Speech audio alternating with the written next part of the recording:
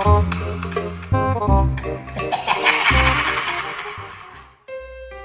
evening. I'm Jason. I'm Alex. And we're here to share you a story from our past here in Gaston County. We thought we'd share you a love story. Nice. Yes, I know. Who doesn't like a love story? Everybody loves a love story. Everybody loves a love story, especially around Halloween. So, what we thought we'd tell you about is a marriage, actually, between Lee J. Cudd and Addie McGutha. Those are some good names. That's some awesome names. There's one thing that's been lost in the past is great names. Yeah, really. So in 1906, these two people got married. They had actually, though, been living with each other for about 3 to 4 years. Ooh. And had a son by the name of Robert E. Lee Cudd. Scandal. But, you know, not a big one, you know. It happens. It does happen. Stuff like this happens. So they got married in November of 1906, but one of the people that seemed to be still pretty upset about this whole thing was Joseph McGutha, Addie's father. It couldn't have anything to do with the whole living in sin prior to that, right? Well, it seems the thing that really upset him was he was told that they were married and did not know that they were not married until they were actually getting married. So apparently that's what set old Joseph off more than anything. So the report was that he had some bad blood with him and Lee. Now they were all working at the Avon Mill, living in the Avon Mill village, and it was around Christmas time, about three weeks after the marriage. That's right downtown near Tony's, right? Exactly, it's exactly where they were. And apparently Lee had got an order, a stash of the gift that keeps on giving, whiskey. Ooh, good gift. Wonderful gift. And he decided that he would share some of this with his father-in-law to see if they can mend some fences through the wonderful drink of whiskey. So he takes some whiskey over to his father-in-law, gives him that. He leaves and goes back home because he works a night shift, so he's going to bed. Okay.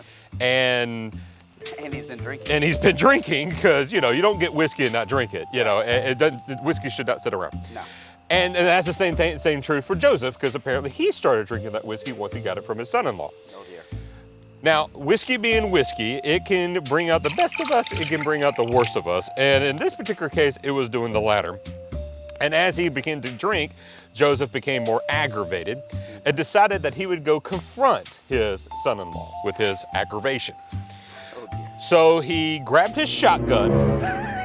As you do when you're drunk. And he loaded it and made his way down Franklin Boulevard towards his son-in-law's abode. When he gets there and starts banging on the door, this arouses Lee, and he looks and sees that his father-in-law is standing there with a gun. So naturally, he grabs his gun, a pistol, to go meet his father-in-law at the door. Right. He opens the door. This has the makings of a fabulous, mending of fences. Yeah, exactly. The whiskey has done its job. They open the door, and granted, when they both see each other, holding guns, they begin to have a firefight amongst the two of them. Right. And now, when you have a firefight between a shotgun and a pistol, shotgun wins. And Usually. Typically. And in this particular case, it did, and shot poor Lee in the chest, and he dropped down dead. Now, Joseph went back to his house and waited for the sheriff to come pick him up, which he did, and took him to the county jail, which is located in Dallas. And there he sat behind bars until his trial in March of 1907. Now, the trial took place inside the courthouse there in Dallas, and it was really an open and shut case. Yeah. Like I said, this took place around 2 o'clock in the afternoon. So there was witnesses. There are plenty of witnesses. There are family members in the house when this is taking place. And it doesn't even seem like that Joseph even denies that he killed his son-in-law. The only thing he really argues about is that the alcohol. He was under the influence of alcohol. So that was the case. I mean, and quickly it went to the jury, who went into the Hoffman Hotel to deliberate. What's striking, though, is they deliberated all night. Up on the 3rd floor in what we now call the bullpen, they were in there all night talking about this case. But it was an open and shut case? It's an open and shut case, so what in the world are they doing? And when they come out, their verdict is not murder, it is manslaughter, murder in the second degree. Why?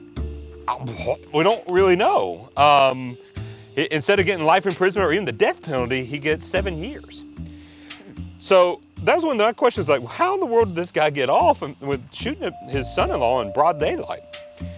Well, something came up during the trial. It appears that Lee had gotten married before that date in November with Addie, but it wasn't a marriage to Addie. Oh dear. He had another wife in South Carolina. Now we know why Papa was mad. So now it's an issue more than anything about the honor of his daughter and the scandalous nature of his son-in-law and the great drink of whiskey that drove it all together. Boy just needed killing. Boy, whoa. Now, I would like to bring one other thing up. Addie, soon afterwards, in 1910, is getting married again.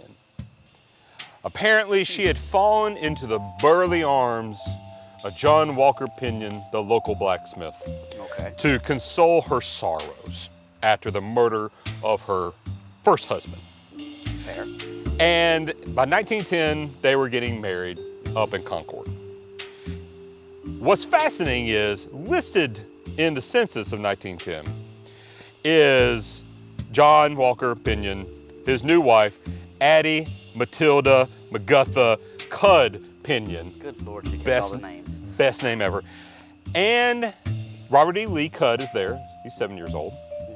And there's another boy, Thomas Pinion. It's a little baby. He's 2 years old. The son of Addie and John Walker Pinion. So if you start to do the math, it doesn't add up. he was born in 1907. So not only did Lee Cudd have something on the side, apparently Addie had something on the side at the exact same time. So maybe the issue of honor, a little vague, a little touch and go there. So, as far as we know, the Pinions lived on and had a happy life up in Concord. I like to believe that they did, and that is where they're buried to this day. And strangely enough, Joseph McGutha must have not carried much of a harbor of hate towards his second son-in-law, because he's up there as well, living pretty close to him, again, with the rest of his family. So, the wonderfulness of love. Indeed. Love in the air. Marshmallow? Oh, thank you. I don't mind if I do. I love marshmallows. Yeah.